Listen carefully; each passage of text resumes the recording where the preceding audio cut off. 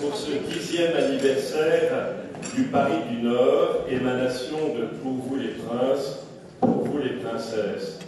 Un moment dédié au thème somptueux, lignée, transmission et blason.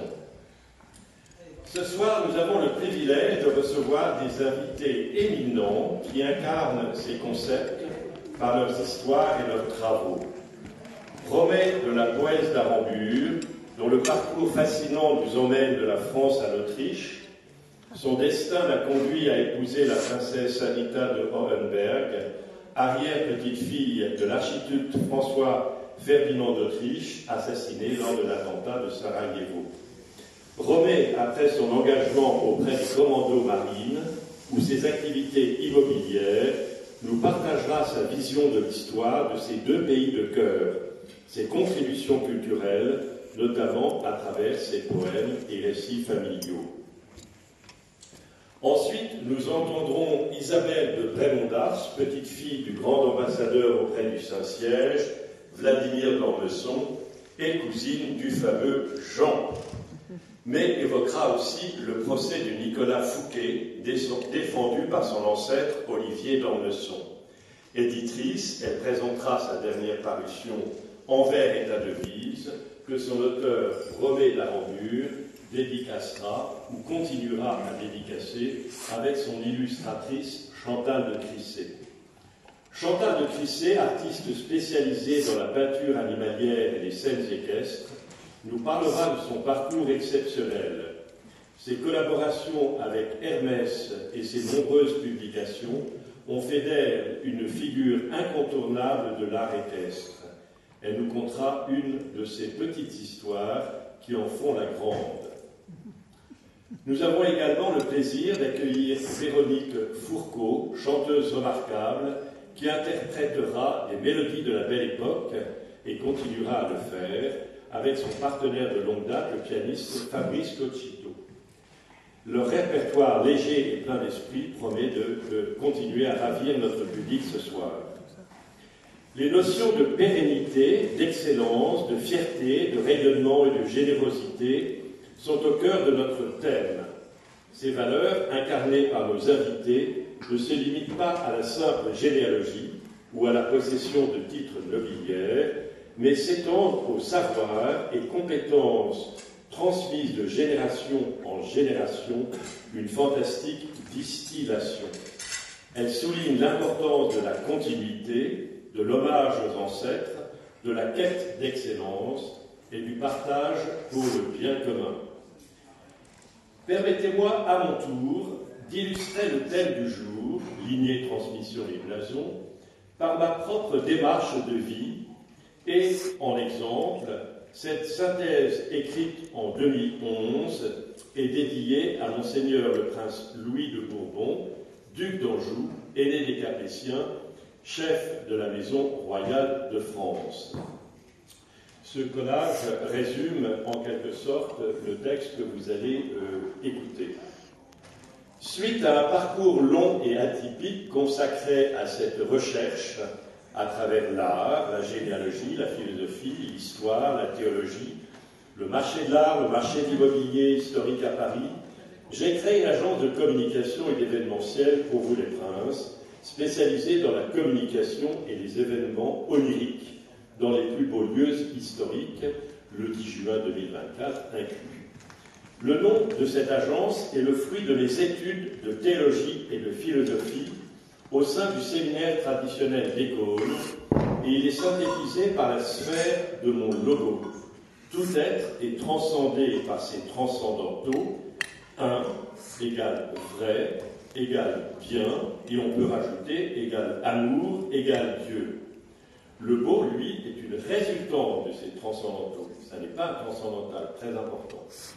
Une fois ces transcendantaux replacés au cœur de chacun par chacun, en tant que créature, dans le cadre de son parcours de vie, alors peuvent s'épanouir les attributs de l'être. Pour l'être humain, il s'agit des qualificatifs de prince ou de princesse, au sens spirituel du terme, c'est-à-dire en fait toutes les qualités qu'on peut y observer. La sphère représente donc l'être dans sa plénitude. Mais mon œuvre de communication communication réside dans mes 12 ouvrages sur la famille de mon père, les Prouveau et Allier, 6000 pages, et sur la famille de ma mère, les Virnotte de la Lissard et Allier, 2800 pages. Cette œuvre d'exhumation, d'inspiration, de synthèse et surtout d'ordonnancement. Vous pourrez en juger en allant voir mes sites thierryprouveau.com et virnottedelalissard.com. Les ouvrages sont achevés, édités comme des livres d'art luxueux.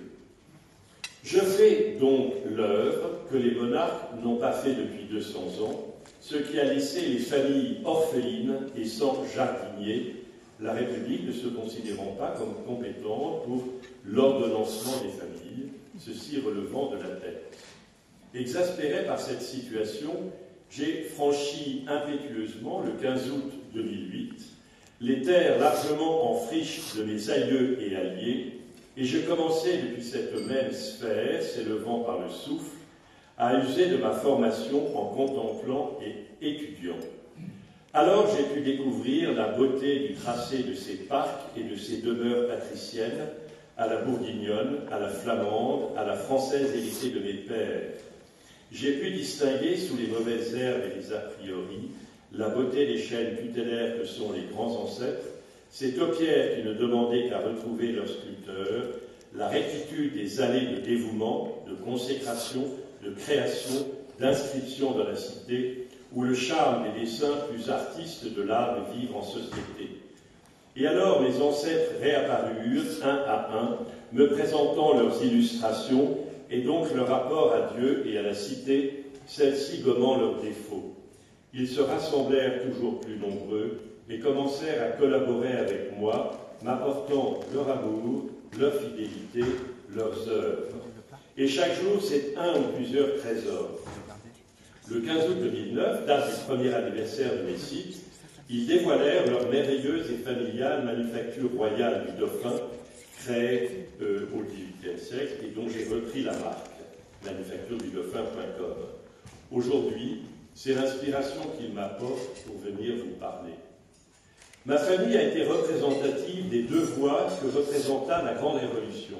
La famille de ma mère, les Virnotte de la Lissard, était composée au XVIIIe siècle de deux frères très fortunés et influents à Lille, et qui incarnent chacun les deux options.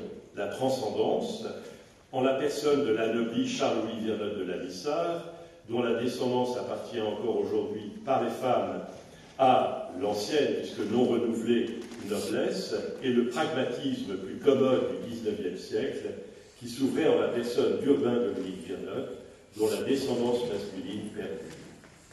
La famille de mon père restera très longtemps monarchiste, jusqu'à mon père et moi-même. Je ressens la défection de la monarchie depuis plus de 150 ans en France, tel un orphelin, et je regarde la division bicentenaire des deux branches de la famille royale française comme un scandale au sens évangélique du terme. J'ai donc appris depuis toujours à m'aider et à me servir par moi-même pour servir à mon tour. Le fruit de mes deux ouvrages familiaux est d'avoir ordonné cette centaine de familles patriciennes des Flandres méridionales, personne ni aucune institution ne daignant les observer avec une juste transcendance. Avant, on me regardait en tant que membre de ces familles, comme un industriel, un fabricant de chaussettes. Aujourd'hui, je reçois dans les deux demeures ancestrales restaurées que sont mes sites, et j'ai pu regrouper les caractéristiques uniques de ces familles depuis 700 ans au patrimoine vivant de la civilisation, on n'est jamais mieux servi que par soi-même, en facilitant aux hôtes la vue aérienne des illustrations et des dévouements depuis la sphère. Ce soir, nous rendons également hommage à l'association d'entraide de la noblesse française, fondée en 1932, tant en France qu'à l'international. L'ANF continue de jouer un rôle de passeur de valeurs, enrichissant les générations actuelles et futures. Récente et complémentaire et respectueuse petite sœur de l'ANF, la LF, Association des lignages de France, vise à sensibiliser chacun qu'il est à la tête, je dis bien chacun, qu'il est à la tête du magnifique patrimoine immatériel de ses ancêtres. Et elle tend la main aux lignées qui n'ont pas encore constitué leur synthèse manuscrite. Au cœur de l'ALF se trouve la constitution des thésaurus agnatique, thésaurus comme trésor, et agnatique, la lignée du père, etc., synthèse sur 1, 2 ou 3 pages, comme un article Wikipédia, que chaque lignée rédige en rassemblant tous les porteurs du nom apparenté et ce en quoi ils ont servi le bien commun. Ce n'est donc pas du tout un travail simplement généalogique, car le service du bien commun est le premier caractère distinctif des vraies élites. Ça, c'est fondamental.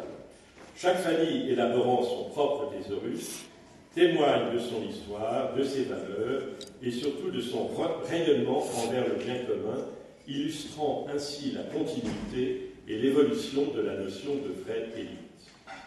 L'ALF propose de faire précéder ces thésaurus par un blason existant ou créé aux strictes règles héraldiques comme narration vivante, symbole des lignées, renforçant leur rôle au sein des sociétés de la société contemporaine. De plus, l'ALF promeut un nom de famille unique par lignée s'ils sont trop répandus, comme Durand, Dupont, Rodriguez, Yang, Wang. Gardant le nom, bien sûr, comme identité sacrée, mais le distinguant, la particule n'étant plus d'actualité, par un autre nom ou mot relié par un trait d'union, renforçant ainsi l'identité personnelle et la fierté familiale. On connaît le nom Durand, mais on connaît le nom Durand-Ruel qui correspond à une famille bien précise, avec des personnages bien précis. Un nom avec trait d'union sera et est désormais synonyme de pérennité, de bienfaisance et d'honneur. La demande de reconnaissance et d'ordonnancement des lignées est considérable et internationale. Chaque pays a donc à sa tête un chancelier qui coordonne l'inventaire de tous les lignages et qui veille à la réalisation du nom unique. Il y a déjà des quasi-chanceliers au Brésil, au Liban, et bientôt en Espagne, en Italie, et des vice-chanceliers par région, si le pays est trop vaste et nombreux. En embrassant et en promouvant ces valeurs, l'ALF ne se contente pas de préserver le passé, elle forge un avenir où la noblesse et l'esprit de noblesse sont perçus plus que jamais comme un idéal élevant, comme une force vivante et dynamique. L'ALF illustre la capacité de la noblesse traditionnelle à s'adapter et à rester pertinente dans le monde moderne, en mettant en avant le rôle crucial des lignages dans la perpétuation des valeurs et dans le service de la communauté. Les conséquences civilisationnelles, sociétales, familiales, psychologiques, personnelles sont considérables, établissant chacun dans la fierté de sa lignée bienfaisante, consignée par son thésaurus agnatique au blason, symbole de son lumineux service au bien commun, désintégrant ainsi les désordres. Je voudrais vous faire part d'une découverte récente. C'est le symposium SAGE, S-A-G-E, Symposium Alliance Globale Expertise, que j'ai découvert, initié par des membres provenant du World Economic Forum, qui aspirent à la liberté fondamentale de la pensée plutôt qu'à des projets de standardisation. Ce forum semble viser à préserver et valoriser l'héritage du Gotha international, complété par l'excellence au service du bien commun. Donc le Gotha est les meilleurs en général. Intention, idées, compétences, actions, tout en s'inscrivant dans une perspective globale. Le véritable cœur de Symposium réside dans l'engagement actif et sincère de ses membres. Composé de satellites informationnels d'influence internationale, Symposium opère comme un think tank dynamique. Ces outils de communication ne sont pas seulement des extensions de son prestige, mais des instruments cruciaux qui permettent la diffusion de perspectives innovantes, l'émulation de ces liens économiques et les propositions de solutions alternatives aux problèmes sociétaux majeurs. Il renforce la notoriété et la crédibilité du Symposium de par l'influence et l'efficacité de ses membres engagés. En tant que cercle exclusif, Symposium offre un cadre exceptionnel de synergie où les membres peuvent participer à des dialogues, des réflexions stratégiques, des réalisations significatives. Cette combinaison unique de tradition et d'innovation positionne Symposium comme un Gotha renouvelé par son leadership, prêt à relever les défis du XXIe siècle, tout en restant ancré dans les valeurs de son héritage. Célébrons ensemble ces lignées, transmission et blason qui font la richesse de notre héritage culturel. Je voudrais vous dire une dernière phrase qui est probablement une des phrases les plus précieuses que nous avons et qui a été prononcée par Saint Vigis en 1911. Le peuple qui a fait alliance avec Dieu au fond baptismaux de Reims se repentira et retournera à sa première vocation. Un jour viendra où la France, comme Saül sur le chemin de Damas, sera enveloppée d'une lumière céleste. Tremblante et étonnée, elle dira « Seigneur, que voulez-vous que je fasse ?» Et lui « Lève-toi, lave les souillures qui t'ont défiguré, réveille dans ton sein les sentiments assoupis et le pacte de notre alliance, et va, fille aînée de l'Église, nation prédestinée, vase d'élection, va porter comme le passé mon nom devant tous les peuples et tous les rois de la terre. » Voilà.